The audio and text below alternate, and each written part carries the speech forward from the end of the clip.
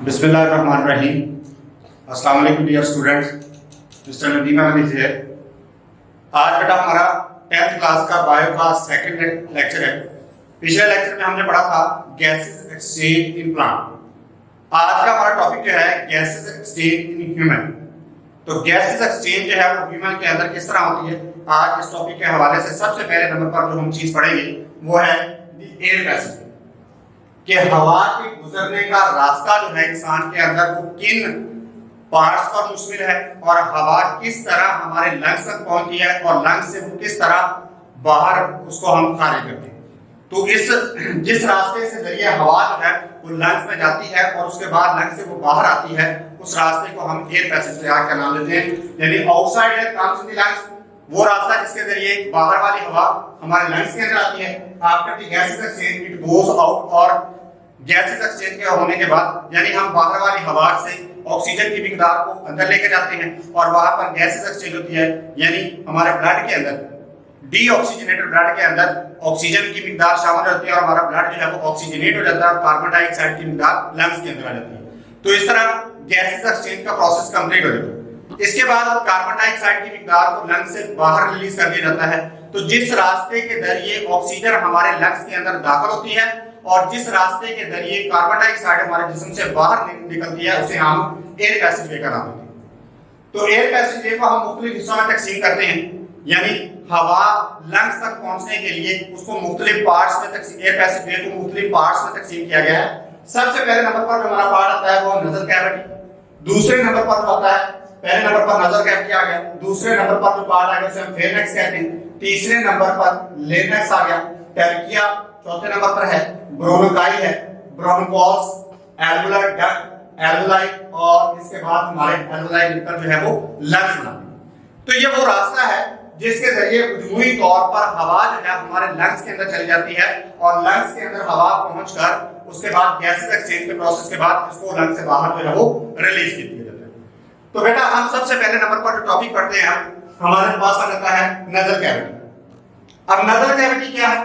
Nasal cavity को हम दो हिस्सों में तकसीम करते हैं, यानी नजल कैविटी के दरमियान में एक नजल कैविटी को एक दरमियान में अल्लाह ताला ने कुदरती तौर पर हमारे नाक के दरमियान एक कार्टिलेज का एक पर्दा रखा हुआ है, जिसकी वजह से हमारा नाक जो है वो दो हिस्सों में, यानी नजल कैविटी जो है वो दो हिस्सों में तकसीम हो जाती है। नाक यानी नजल कैविटी, तो ये दो हिस्सों में तकसीम हो जाती है। इस तकसीम हर एक पार्ट को नॉस्ट्रिल कहा जाता है।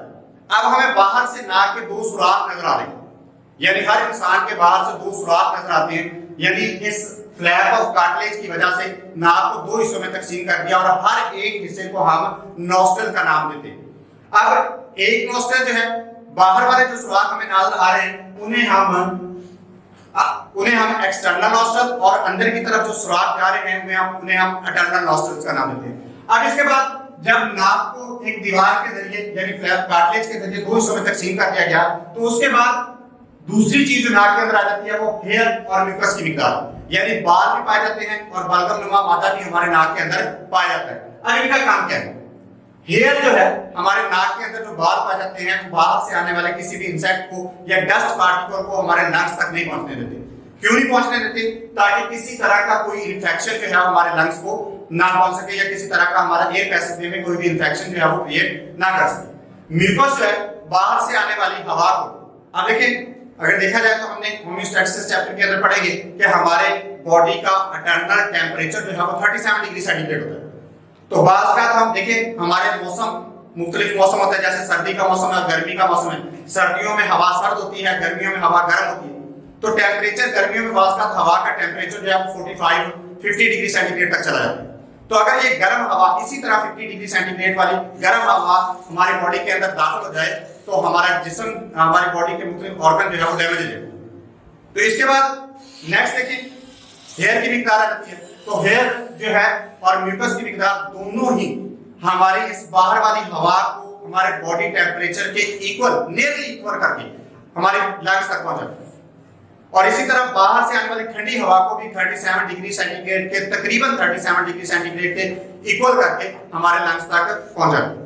तो अल्लाह ताला ने ये कुदरती तौर पर हमारे नाक के अंदर फंक्शन रखा है कि डस्ट पार्टिकल को भी हमारे नाक के अंदर पाए जाने वाले बात अंदर नहीं जाने देते, और गर्म और ठंडी हवा को भी हमारे बॉडी टेम्परेचर के इक्वल करने के लिए म्यूकस की मिकदार जो है हमारे नाक के अंदर पाई जाती है। तो इसके बाद देखिए नज़ल कैविटी को मुख्तलिफ पार्ट्स में तकसीम किया जाता है। देखा जाए तो पहले नंबर पर एक्सटर्नल पार्ट है, दूसरे नंबर पर इंटरनल पार्ट। एक्सटर्नल पार्ट क्या है? नाक के ज़ाहरी दो सुराख जो है बाहर से हमें नजर आ रहे हैं, जिसे हम एक्सटर्नल नॉस्ट्रल कहते हैं। ये एक्सटर्नल नॉस्ट्रल यानी हवा इसके जरिए अंदर दाखिल होती है। इसके बाद नाक के ये दोनों सुराख आगे चले जाते हैं और फेरनेक्स में जाके खुलते हैं, जिन्हें हम यानी ये एक्सटर्नल नॉस्ट्रल से लेकर अंदर वाले जो सुराख जो आगे फेरनेक्स में जाकर यानी हलक में जाकर खुलते हैं, उन्हें हम इंटरनल नॉस्ट्रल्स का नाम देते हैं।